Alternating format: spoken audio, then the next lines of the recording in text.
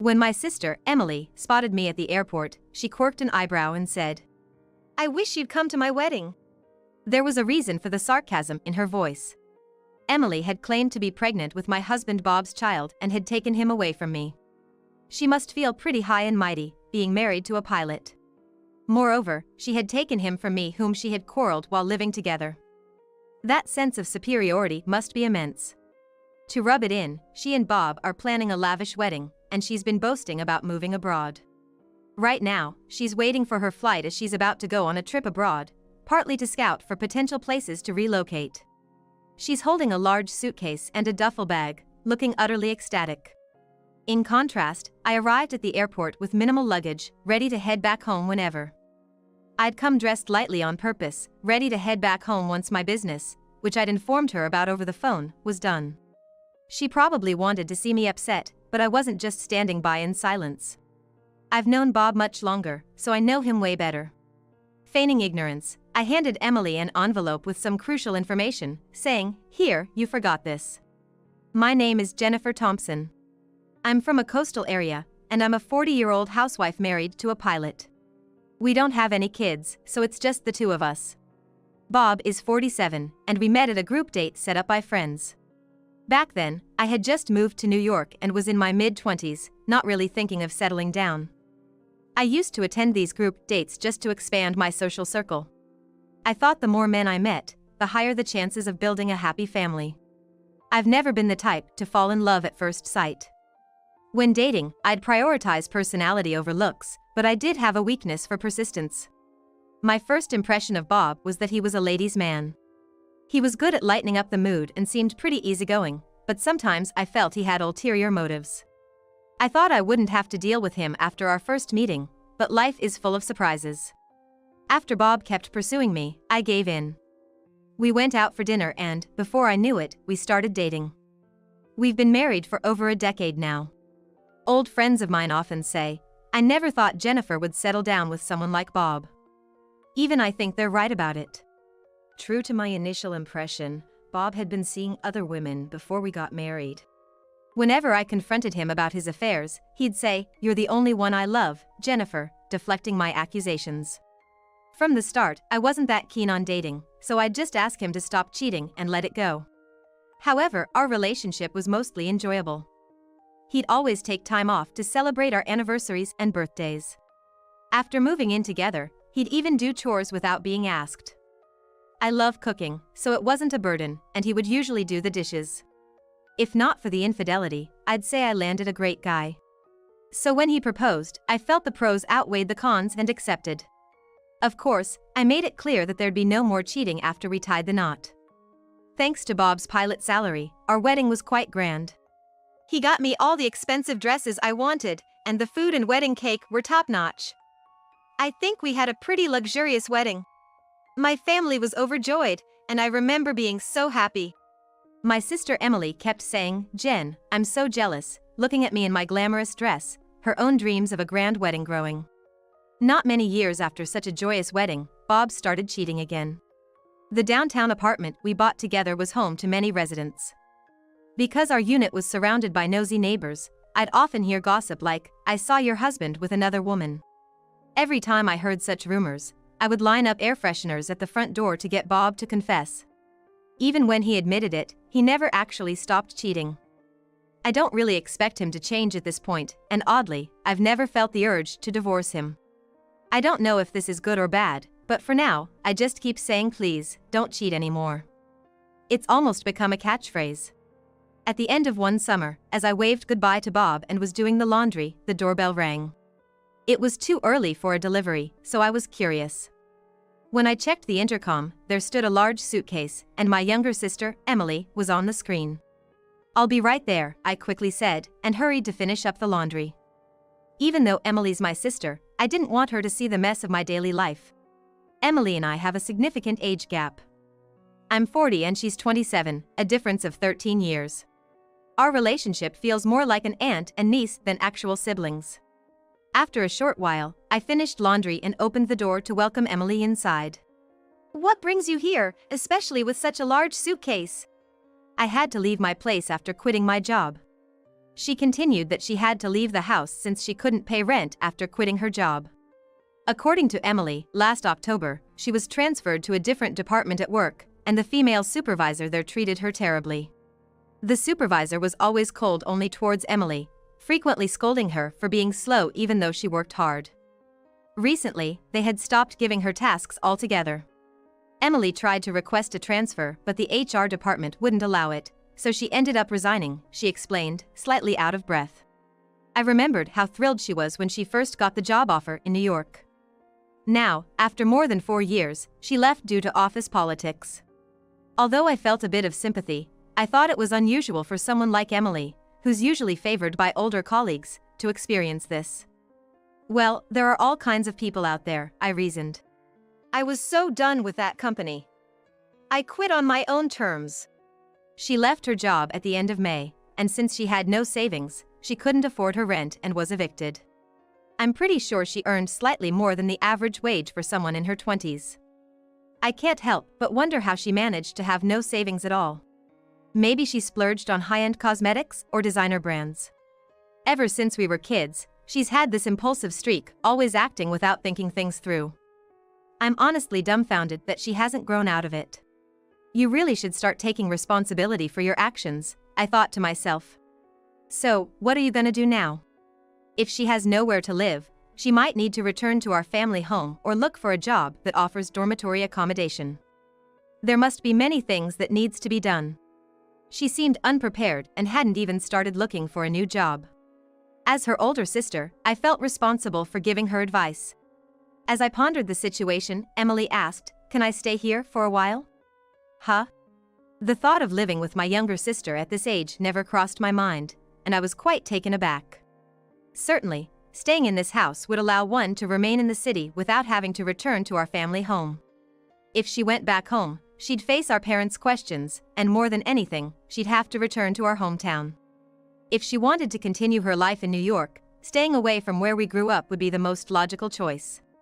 However, it wasn't solely my decision to make. I had to wait for Bob to return. Well, let's discuss it with Bob first. Thanks.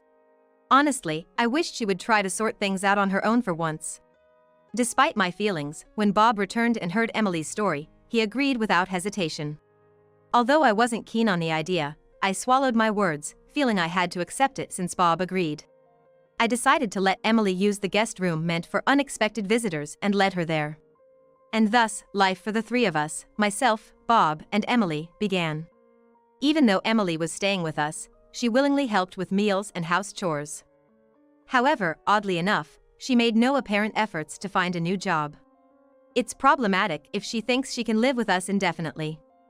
With no savings of her own, it would mean that Bob and I would have to support her financially. I wonder if I'm being too harsh for wanting her to get on her feet sooner. Part of me wishes to go back to living with just Bob. Whenever I ask Emily, "Have you found a job yet?" she gives vague answers.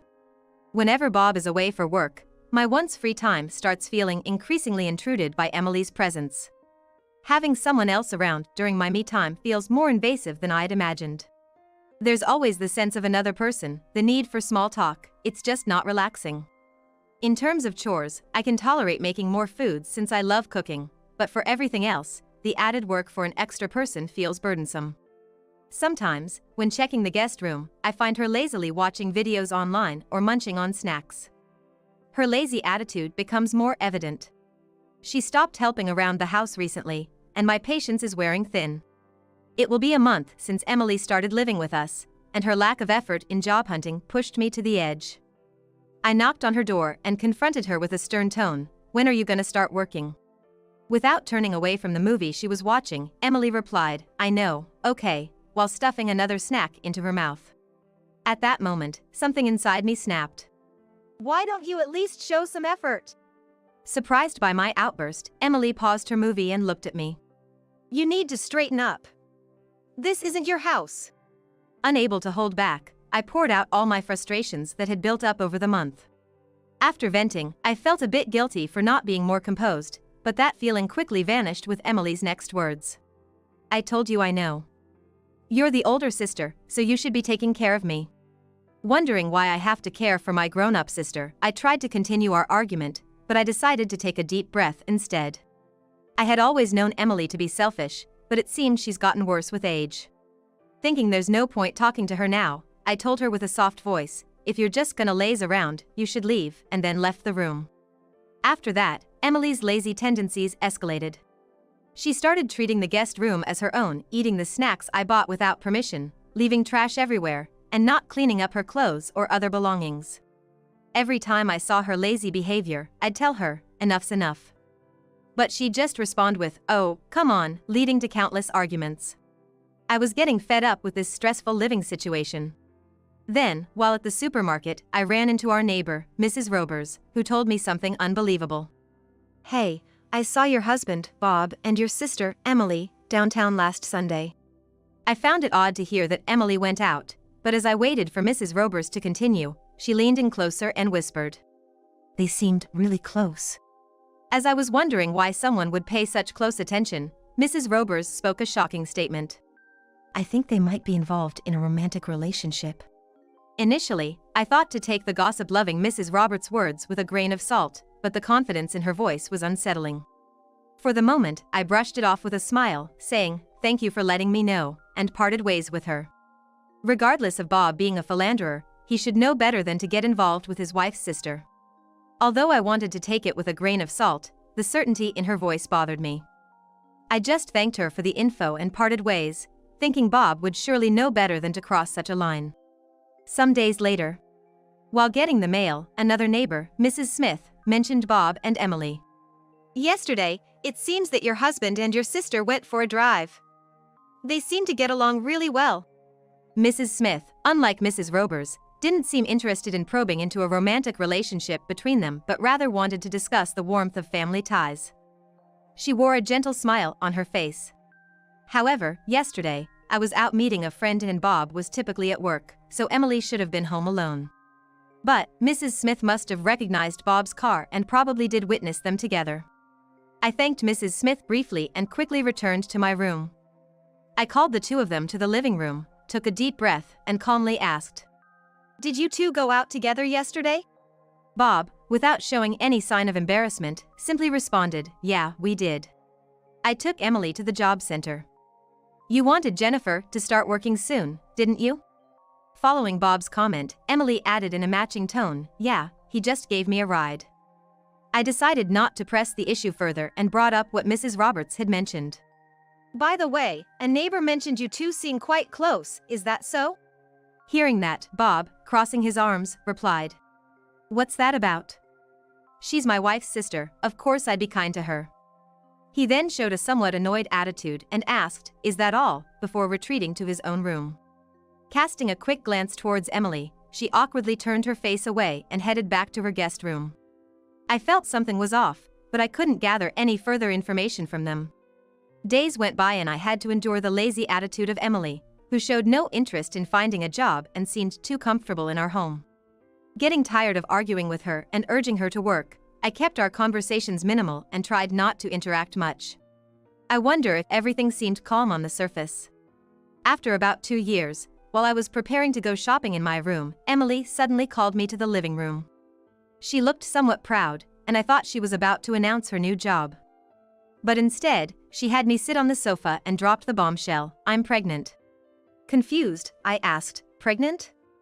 What do you mean?" "I mean, I'm carrying Bob's child." The shock was equivalent to a slap on the face. I recalled what Mrs. Roberts had said 2 years ago. I couldn't believe my sister and my husband had an affair. Seeing my disturbed face, a smug Emily added, "Bob said he'll marry me." She then looked down on me triumphantly and declared, "Bob is mine." That evening, when Bob returned, I demanded an explanation. He showed sincere apology and expressed his desire to raise the child. A part of me wished for a denial, but Bob's response confirmed the bitter truth, and I struggled to accept it. That night, I couldn't stop pondering our next steps. But feeling that tomorrow's me might have an answer, I decided to sleep early.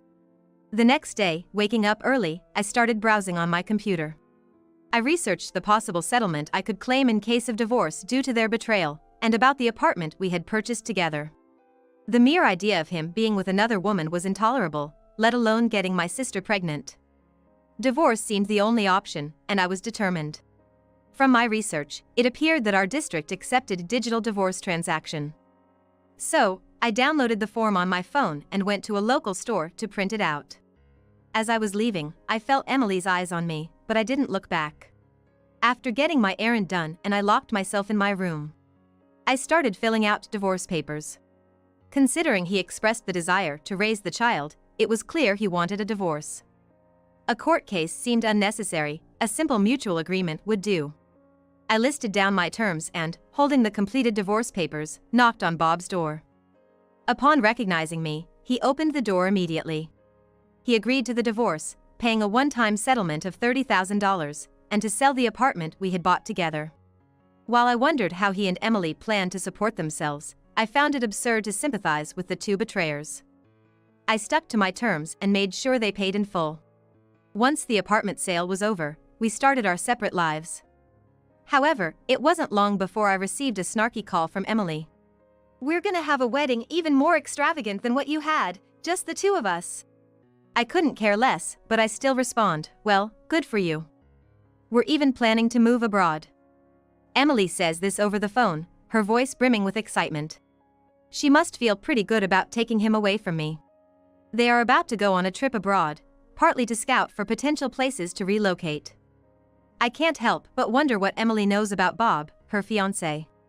Especially since he was actually laid off 2 months before Emily announced her pregnancy. Bob and I had some savings at the time, so I didn't feel the need to tell Emily. And it seems that Bob probably hadn't told her either. The reason for his termination? An affair. He was caught red-handed with a married flight attendant, and he had to pay a hefty settlement to her husband. On top of that, he's also paying me settlement, so I'm pretty sure his savings are nearly depleted. Life is unpredictable, and my decision to let things slide may just come back to haunt Emily and Bob. Emily, in her ignorance, keeps gloating on the phone. When she tells me they're leaving for a trip abroad the day after tomorrow, I say, "All right, I'll drop off some luggage you left behind," and hang up. On the day of their departure, I make my way to the airport, looking for Emily. I find her sitting alone in front of an airport cafe. As soon as she sees me, she says, "Jennifer, why didn't you come to my wedding?" Her voice tinged with spite. Ignoring her, I get straight to the point. "Here, this is from Bob." I hand her an envelope. Emily's face turns ashen as she reads the contents. "Your husband Bob is not just out of a job as a pilot, he's completely unemployed." Visibly shaking, she yells, "Stop lying." But I calmly reply, "He's probably nearly broke by now." After explaining everything to her, she screams, "I can't believe this," and storms off, drawing cold stares from the people around her. I really thought happiness could come easily, I mumble to myself, feeling somewhat relieved. I left the airport and headed to my small restaurant in a city far removed from New York. After that, I used the settlement and the proceeds from selling the house to start a small diner in a town far from the city, capitalizing on my passion for cooking. Although I can't prepare gourmet dishes, my traditional American comfort food has been well received by the locals. On the other hand, Emily and Bob seem to be struggling quite a bit. Emily returned to our parents' home for childbirth, seeking help. However, she didn't raise the child and left the child at her parents' home, and now, her whereabouts are unknown. It sounds like she can't bear living with our parents nagging since they heard her situation in detail from me. Bob, denied access by my parents and unable to find work, still insists on paying child support. Whether she's lost touch with reality or genuinely cares about the child, her future seems fraught with challenges. It's uncertain if they're still together, but Bob hasn't yet met the child my parents are raising. Ironically, Bob had divorced me because he wanted kids. I've decided to steer clear of irresponsible people like them. I'm happy with my current life, and I plan to keep working hard to make my small restaurant a beloved part of the community.